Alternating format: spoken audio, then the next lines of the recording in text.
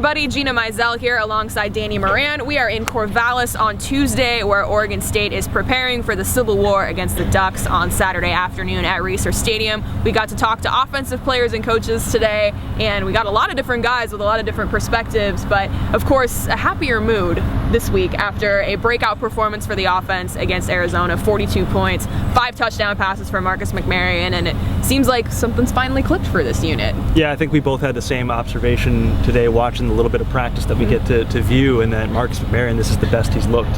Obviously helps that he's coming off a 5 touchdown game, but just with his accuracy in practice, Kevin McGivens talked about how his read progression has improved over the course of time. So, we'll see kind of how that translates to Saturday, but from, a perspective within the team, I think they really feel like they're hitting their stride. Particularly Ryan Nall looks as healthy as he's been all year. Yeah. We mentioned McMaryion, obviously not having Seth Collins is big, but the fact that Victor Bolden is going to play, it looks like is another encouraging sign too. Yeah, he expects to play, and it wasn't just him making plays on Saturday. Trayvon Bradford, Timmy Hernandez, Jordan Villeman finally showed up in a game. So you talked to Trayvon Bradford, and he's a local kid. He got his first touchdown. Just maybe what did he have to say about the rivalry game? He said he grew up a Duck fan. There you go. I think we've heard that from a couple people, but he was one. He said, just the uniforms, the flashiness. But he said when the Ducks kind of showed interest that they wanted him for defense, that wasn't really in his wheelhouse, so it never really went anywhere. So he is obviously now an Oregon State fan,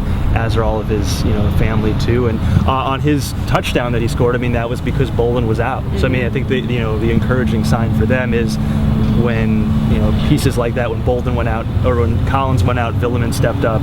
When Bolden went out, now Bradford stepped up. So that receiving corps gotten a little deeper, because as much as the quarterback play had been a concern, coaches on the staff throughout the year noted that hey, the receivers have to get open too, and that was maybe a little bit different on Saturday too. Right. And Victor Bolden, of course, one of those seniors that will be playing his last college game. I talked to Dustin Stanton. We spoke to Sean Harlow yesterday on our podcast, and that's of course a huge theme of this game too, is that it's the senior class that the end of their career has been at the beginning of this rebuild, and of course they've never beaten the Ducks, and they want nothing more than to have a chance to finish their career with that type of high note. One point on the offensive line too, talked to TJ Woods, the offensive line coach. He said they had more than 40 knockdowns against Arizona as a group. That's a record for them since the staff has been here. And Blake Brandell, the right tackle, said 24 of them were Sean Harlow's responsibility at left tackle. So Harlow's a guy who's come in and basically given up next year to come back, and as we talked about. So it'll be a big game for him. Pretty emotional,